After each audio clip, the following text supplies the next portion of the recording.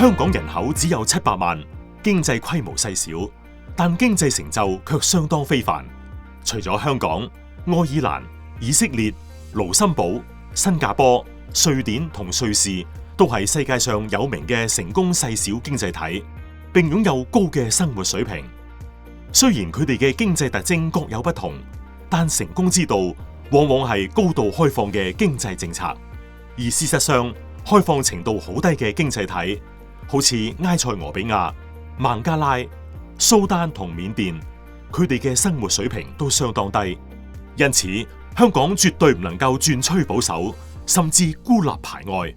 而係必須繼續向世界開放，延續我哋嘅經濟神話。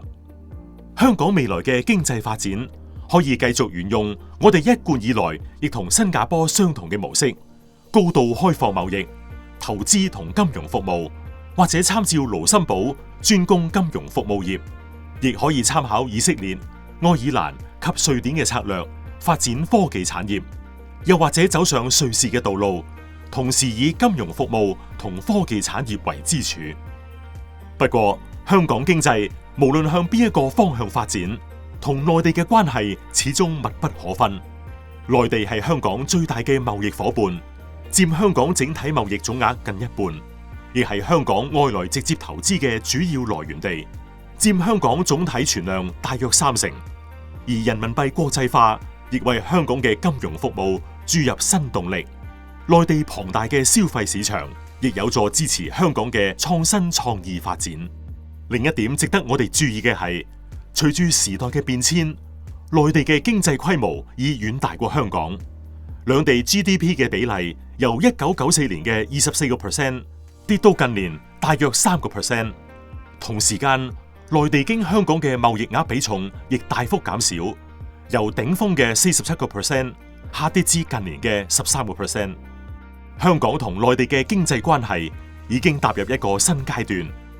綜合兩地嘅經濟需要同優勢，我哋認為香港未來可以喺物流、資金流同人流3個範疇同內地建立緊密嘅夥伴關係。物流方面，適逢中國經濟已經由出口主導轉為內需主導，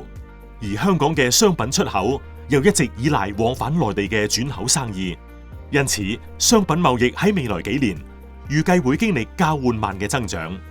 但另一方面，國家城鎮化規劃同家庭收入增加，將令內地居民對高價值服務更趨渴求。香港必須適應呢個新常態，重點發展服務貿易。除咗金融服務，香港仲可以發展高端旅遊，不過前提係需要審慎評估本地嘅承受能力，同埋加強發展基建同配套應付需求。唔可以唔提嘅仲有專業服務。政府大可以鼓勵受惠於 CEPA 嘅香港服務提供者，將內地部分業務外判返香港，為本港創造更多就業機會。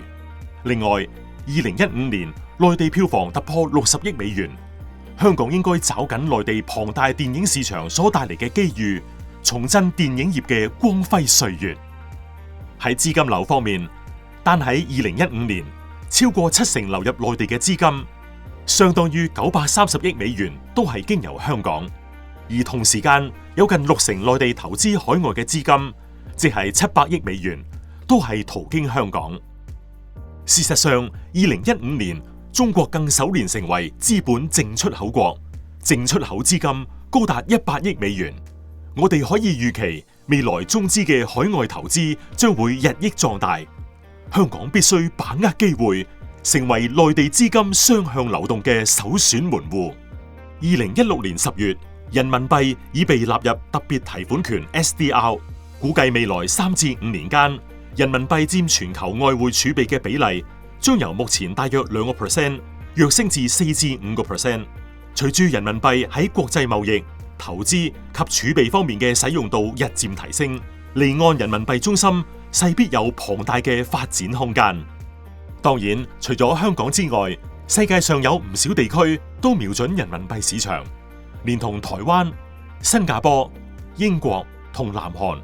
現時就有至少20間離岸人民幣清算中心。香港難免要面對嚟自不同地區嘅競爭，作為最早期嘅離岸人民幣中心，要喺眾多地區中突圍而出，成為媲美倫敦嘅美元離岸市場，香港就必須定位為離岸超市，為全世界提供應有盡有嘅人民幣計價產品。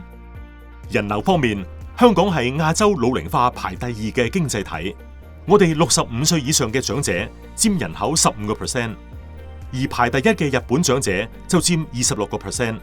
其實香港同日本嘅人口預期壽命同生育率都係差唔多，但係點解日本嘅長者比例卻比香港高出幾乎1倍呢？主要原因係日本過去50年幾乎冇輸入移民，相反香港就有接收移民嘅制度，不停補充人力資源，舒緩人口老齡化嘅速度。事實上，近年日本政府亦都開始了解到輸入移民嘅重要性，逐步放寬入境規限。新加坡政府嘅移民政策值得我哋借鏡，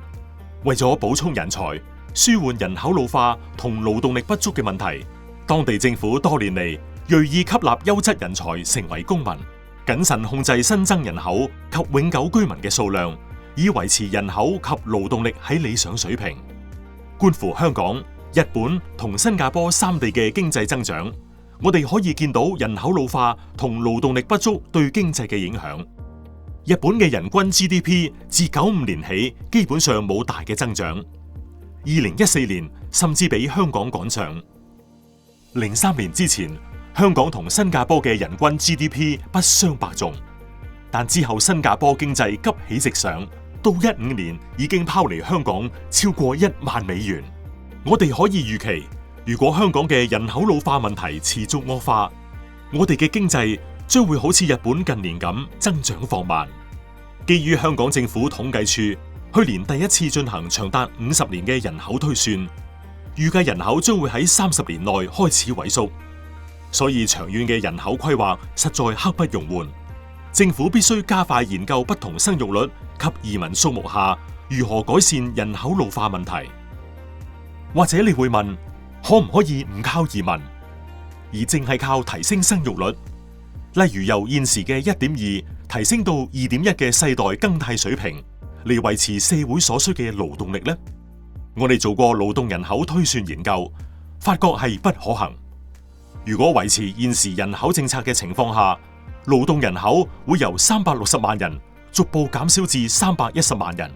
但係如果喺零移民嘅情況下，就算生育率達到2.1，由於新生嬰兒未能即時投入勞動市場，香港嘅整體勞動力，包括專業人士，會出現更明顯下滑。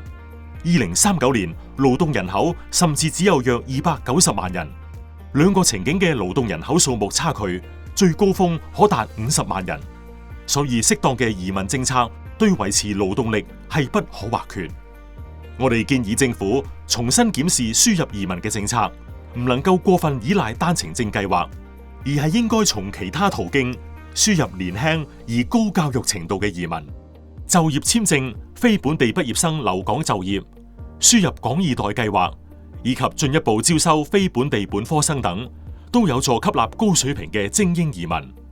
此外，香港亦可以參考美國做法，執行多元化移民簽證計劃，設定來源地配額及申請條件，隨機抽籤選擇申請人，增加移民有機會對交通、醫療同房屋等基建帶嚟額外需求。